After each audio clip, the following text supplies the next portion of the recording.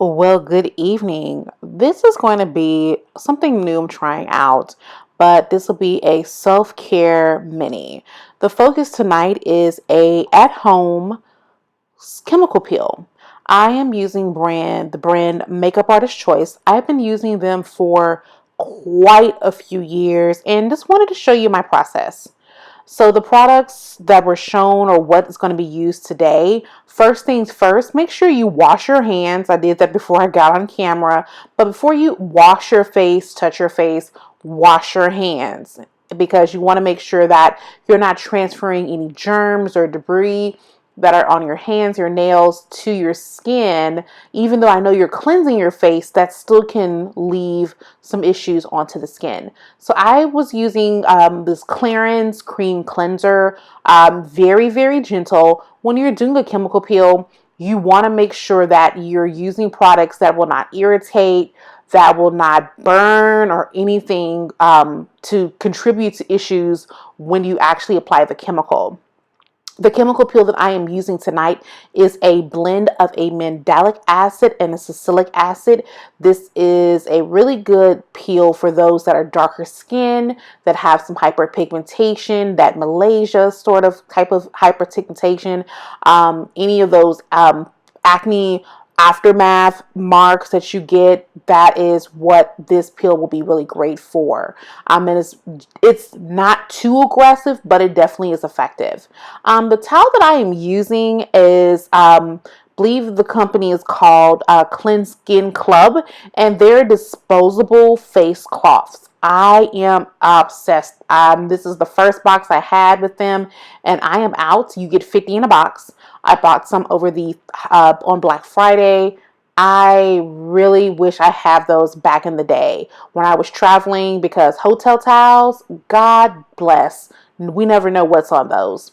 So what I'm doing now is using the Makeup Artist Choice Prep, um, basically like a cleanser, a toner, essentially. So you wash your face, you put this prep on it, and it helps to dry out the skin, so to speak, so that way your peel can adhere as best it can be, as most effective as possible. It is something that is optional, but because I've been using them for a while, I have bought all the products surrounding the actual peel itself. Now I'm actually getting into the game. So I have cut a piece of gauze and using the salicylic and magdalic acid peel. And here I am just applying it to my skin. I'm going in a more upward fashion. I typically start with my forehead because that skin is a little bit thicker, and wherever you place your chemical first, that is where you're going to have, it's going to have the longest ability to penetrate. So, for those that back in the day that did relaxers, wherever you put that relaxer, that is where you're going to see the most potential of what you're going to get as a result. So the forehead has a little bit thicker skin. It doesn't burn as easy. Other areas such as your cheeks, your nose area, around the lips can be a little bit more prone. So after that, I let it sit for 5 minutes, and I came back. I washed my face, making sure that I cleansed off all that peel so that there wasn't any residue left over. Now I am using the post toner, so to speak. And it is helping to kind of make sure to neutralize any of that leftover chemical residuals.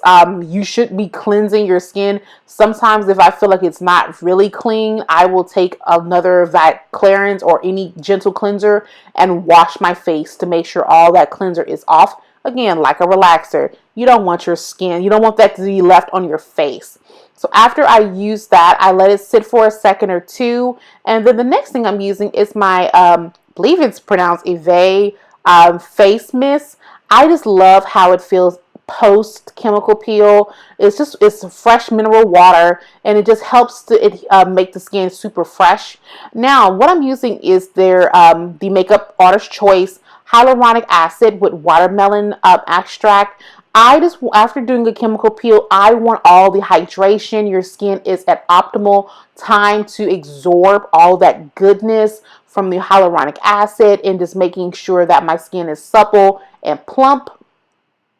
Wrapping up, I am using my Amberlease moisturizer. It is a bland moisturizer. You could use any bland moisturizer to just make sure everything is sealed in really well. And because it is winter, even though it's in Texas and I just did a peel, I'm always going to go back through with my CeraVe healing ointment. Yeah, that is the jam. If you ever follow anything on Twitter, skincare Twitter, you'll know about that plug. You can't get it because it's sold out because of them. But this is going to is an occlusive. It is to help seal in everything and make sure my skin is hyper moisturized. Overnight, I'm going to be using my humidifier, and when I wake up in the morning, I will be extra glowy. So these are just some pictures of me right after the peel. No makeup, no nothing. You're seeing me in my most rawest form, which is a rarity on this channel. But I just love the way my skin looks. It's nice and glowy. I'm not burning. I'm not peeling. With this peel, it does not produce any of that, your skin just coming off. It is really just a nice surface to clear things, but you're not getting those deeper peels that I would feel are most reserved for the professionals.